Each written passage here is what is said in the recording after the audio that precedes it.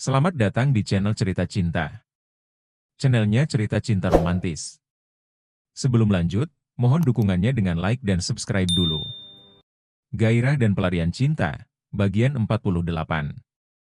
Aku melihat Mama tertawa lebar saat menerima telepon dari mamanya Zaki. Setelah itu, kembali menyerahkan HP itu pada Zaki sambil berkata, "Nak Zaki, mamamu tadi bilang, nitip kamu ke tante. Kita barengan aja ke Bandungnya." Zaki dengan sedikit malu-malu, hanya bisa menganggukkan kepala di hadapan kami. "Tapi bentar ya, Tan," ujar Zaki memberitahu. "Aku bilang dulu sama Pak Yahya, bahwa aku ikutan tante ke Bandung. Dan nyuruh beliau pulang ke Jakarta sekarang." Mama hanya mengangguk. Tidak berapa lama ia sudah kembali dan duduk di depan, mendampingi Tejo yang mengendarai mobil. Perlahan mobil kami bergerak, meninggalkan rest area SPBU itu menuju ke Bandung. Pov Kuciah. Aku duduk di singgasana di ruang kerjaku, dengan penuh kebanggaan. Di atas meja kerjaku terpampang jelas namaku. Aku tersenyum puas, karena rencanaku berjalan sukses dan lancar. Dengan melibatkan dan menjebak sahabat Pak Pramudia, yaitu Pak Firgost. Rencana yang telah kususun matang beberapa bulan yang lalu, akhirnya membuahkan hasil. Pagi itu, aku mengunjungi LP khusus di Makobrimob. Menjenguk dan mengunjungi Ibda Raisi, kakakku yang ditahan. Dia ditahan di sini sebagai otak dari kecelakaan maut yang dialami oleh Prima Sukmawan Pramudia. Putra sulung dari Pramudia Adi Pratama. Dan Pak Pramudia atau Pak Pram adalah presiden direktur tempatku bekerja. Sejak kejadian kematian itu, Pak Pram semakin jarang mengurusi bisnisnya. Beliau mempercayakan perusahaannya pada sahabatnya yang bernama Firgost. Dan itu sedikit banyak menguntungkanku untuk menjalankan rencanaku mengambil alih perusahaan beliau. Jujur saja, secara hati nurani aku tidak tega untuk mencelakai keluarga Pak Pram dan Ibu Sekar, yang sangat baik dan percaya penuh padaku. Merekalah yang mengangkat derajatku hingga menjadi seperti ini. Aku bahkan orang pertama yang menentang keras rencana Papa untuk mencelakai Prima atas permintaan Tuan Hermawan, yang kalah bersaing dalam tender yang dimenangkan oleh perusahaan yang dipimpin oleh Prima. Namun Papa bersikukuh untuk membalas hutang budinya pada Tuan Hermawan, hingga akhirnya Mas Raisilah yang bersedia melakukan rencana jahat mereka. Imbasnya, pangkat, jabatan, dan korps yang dikenakan Mas Rai dicopot atau dipecat secara tidak terhormat. Dan mendapat hukuman vonis penjara dari Hakim Pengadilan Militer selama 5 tahun. Masih lebih ringan dari tuntutan jaksa yang meminta Mas Rai divonis selama 8 tahun. "Mas, gimana keadaanmu sekarang?" tanyaku saat aku sudah bertemu dengannya di ruangan khusus. "Baik, Dek," jawab Mas Rai dengan wajah sedih. "Mas malu, Dek, sudah bikin malu keluarga. Semua gara-gara Papa yang selalu menuruti keinginan keluarga Pak Hermawan." "Sudahlah, Mas," kataku mencoba menenangkannya. "Mas jangan merasa seperti itu. Adek tetap bangga sama kamu, Mas. Akan adek balas keluarga Pramudia, Mas. Adek ingin bikin keluarga mereka melarat, biar nasibnya lebih menderita dibandingkan Mas saat ini. Percaya pada adek sudah punya rencana buat menghancurkan mereka." "Terus rencanamu apa?" "Jangan sampai kamu melanggar hukum, Dek," Mas Rai menasehatiku. "Karena pasti kamu akan tertangkap jika sampai mencelakai mereka." Hahaha. Aku tertawa lebar, membuat Mas Rai sedikit bingung. "Ade pakai ini, Mas?" sahutku sambil menunjuk keningku. "Pakai otak, bukan senjata, Mas. Pokoknya Mas tenang saja, mereka akan Ade hancurkan, dan perusahaan mereka akan Ade kuasai." "Syukurlah kalau dengan cara seperti itu," sahut Mas Rai nampak senang. "Tapi ingat, kerjakan dengan rapi dan jangan sampai ada bukti mengarah kepadamu. Bikin semua itu karena kesalahan orang lain." "Iya, Mas." "Mas tenang saja. Percayakan pada adek," sahutku.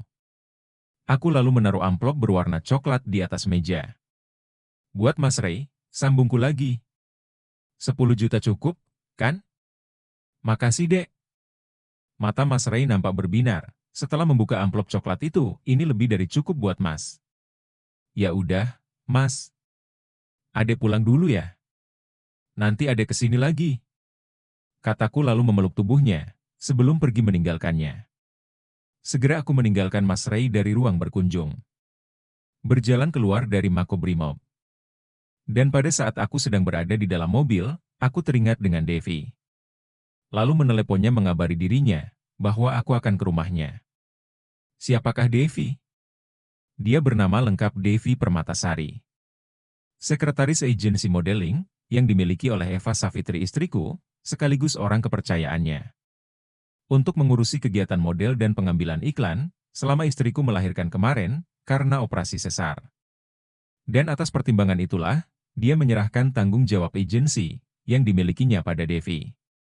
Eva Savitri atau Eva, sekarang telah menjadi istri dan ibu dari putra kami. Dia kunikahi karena hamil oleh kesalahan kami sendiri. Berhubungan badan saat belum menikah, tanpa menggunakan pengaman. Dan karena saking nikmatnya bercinta, sampai-sampai aku lupa dengan siklus masa suburnya. Aku telah sampai di rumah Devi. Mas Kuciah, kangen. Seru Devi, saat menyambut kedatanganku di rumahnya. Dia bergelayut manja, dengan menyenderkan kepalanya di lenganku. Mas juga kangen sama kamu, Say. Sahutku sambil tersenyum dan sedikit menggodanya, dengan mengucek-ucek rambutnya yang hitam dan panjang. Yuk masuk, Mas. Ajaknya dengan berbisik di telingaku. Devi barusan selesai masakin masakan kesukaan Mas Kuciah. Aku hanya mengangguk, dan ikut masuk ke dalam rumah. Rumah yang ditempati oleh Devi mempunyai 2 kamar tidur, yang masing-masing memiliki kamar mandi di dalamnya. Kamar mandi luar, dapur dan ruang keluarga. Mas, kenapa kamu senyum-senyum gitu? Mikir jorok ya? Ujar Devi tiba-tiba membuyarkan lamunanku, tentang pertemuan dengannya beberapa bulan silam. Tapi maaf mas, adek lagi dapet. Hei. Hahaha. Tawaku meledak. Nggak say, tadi cuma terkenang dengan perjumpaan kita, hingga sekarang kamu jadi kekasihku. Ekspresi wajah Devi tiba-tiba berubah, menjadi murung dan sedih. Nampak matanya mulai berkaca-kaca. Lalu aku mendekati dan mengelus pipinya. Kenapa, Say? Tanyaku setelah melihatnya tiba-tiba murung dan sedih. Apa tadi perkataan Mas menyinggung perasaan kamu? Mas, aku mau nanya serius sama kamu. Devi mulai berbicara dengan ekspresi serius. Kamu cinta nggak sama aku? Kalau kamu benar-benar cinta dan sayang padaku. Aku minta kejelasan statusku, Mas. Nggak apa-apa jadi istri kedua juga, asalkan statusku jelas dan tidak seperti sekarang. Jadi itu masalahnya yang membuatmu murung barusan? Sahutku, lalu melebuhkan ciumanku ke pipinya.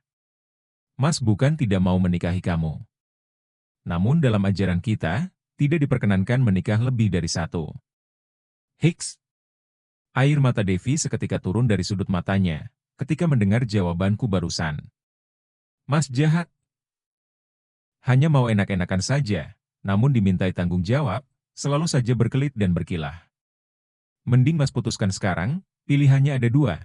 Pilih kita lanjut bersama tapi dalam ikatan pernikahan, atau Mas pergi jauh-jauh dari hidupku. Adek capek Mas seperti ini. Suara Devi sedikit meninggi, disertai suara isak tangisnya. Oke. Mas pilih menikahimu. Tapi dengan satu syarat, kamu harus bantuin Mas.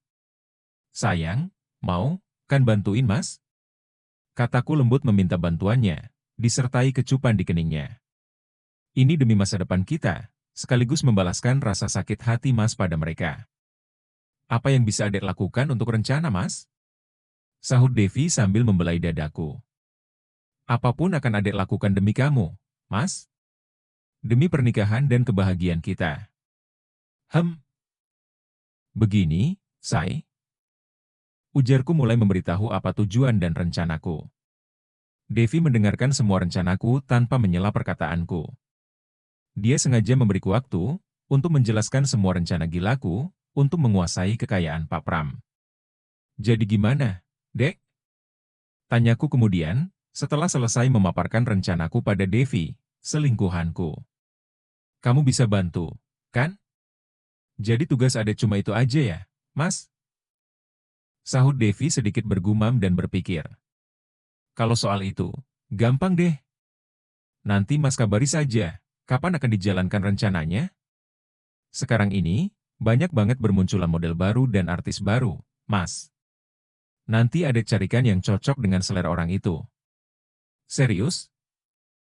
Kamu mau melakukan rencana, Mas? Kataku senang, karena Devi mau membantuku mewujudkan rencanaku. Iya, nanti kita cari momen yang pas untuk itu. Pasti Mas segera hubungi kamu, Dek, jika rencana itu akan dimulai. Devi mengangguk dan tersenyum, lalu membisikiku. Awas jika Mas Kucia ingkar janji. Kupotong bayawakmu ini, Mas. Devi dengan gemas meremas ikan tongkolku, membuatku sedikit meringis kesakitan. Hehe. Kekehku, lalu segera kupagut bibirnya. Setelah kami puas, aku lalu balik membisikinya. Percaya sama Mas, Dek. Mas akan tepati janji setelah rencana kita berhasil. Aku lantas memeganginya. Devi menggelengkan kepala, pertanda bahwa tamunya masih ada. Seketika aku kecewa, setelah kurasakan ada pembalut di sana. Melihat ekspresiku kecewa, Devi tersenyum dan berbisik di telingaku. Mas pengen ya? Maaf ya, Mas. Tamunya masih ada. Hei. Tapi Ade akan bantu Mas sampai keluar. Aku hanya mengangguk lesu. Devi segera berjongkok di depanku, kemudian menarik lepas celanaku. Dia sejenak tersenyum, lalu kepalanya mulai turun mendekati kebanggaanku, dan berkata, "Kasihan sekali kamu, Kuciah Junior. Hei. Kamu belum beruntung, ya? Sawahnya masih kotor." Tangan Devi pelan-pelan mulai menjalankan tugasnya. Kemampuan terbaiknya ia keluarkan, ia tidak canggung lagi karena sudah terbiasa dihadapkan dengan keadaan ini. Bahkan ia lebih liar dibanding Eva, istriku. Sambil mengedipkan mata genit, ia melihatku yang mulai mendesah terbawa rasa nikmat. Dek, aku mendesah nikmat merasakan aksinya yang begitu lihai dan lincah. Gila. Ini nikmat banget, ucapku dalam hati. Karena Devi meningkatkan aksinya, dengan mengangguk-anggukan kepalanya di hadapanku. Aku menahan kepala Devi, untuk terus melahapnya sedalam mungkin timun suri itu. Rasanya sulit sekali untuk diungkapkan dengan kata-kata pada saat itu. Hampir setengah jam kemudian, kurasakan ada yang ingin menghambur keluar. Dek, Mas sampai. Argreg. Kutahan kepala Devi, pada saat aku mau sampai di puncak. Hingga akhirnya. Jrot. Areh. Nikmatnya Aku sampai di puncak tertinggi, dengan penuh rasa nikmat dan indah. Terima kasih, sayang. Bisikku lalu melabuhkan kecupanku di keningnya. Devi lalu memelukku dan membenamkan wajahnya di dadaku. 1 jam kemudian aku berpamitan ke Devi, untuk pulang ke rumahku di Jakarta. Supaya Eva istriku, tidak mencurigai hubungan di antara kami. Pagi itu, Reni sekretaris perusahaan kami, masuk menemuiku di ruangan kerjaku. Pagi, Pak Kuciah. Sapanya sambil memberikan senyum indahnya kepadaku. Pagi juga, cantik, hehe. Sahutku menjawab sapaannya dengan sedikit menggodanya. Tumben ke ruangan saya. Ada perlu apa, Ren? Aku sedikit berbasa-basi dan bertanya pada Reni. Pak Kuciah diminta datang menemui Pak Pram. Pak Kuciah dan Pak Firgost, ditunggu beliau di ruang kerjanya. Ternyata Reni menyampaikan pesan dari Big Boss. Agar aku menemui beliau di ruangan kerjanya, bersama Pak Firgost. Dalam hatiku bertanya-tanya, ada apa gerangan Big Boss memanggilku dengan hal penting itu? Apakah Pak Pram sudah mencium rencana jahatku? Itu hanya perasaanku saja. Mungkin ada hal penting lainnya, yang akan ia sampaikan padaku dan Pak Firgost. Bersambung.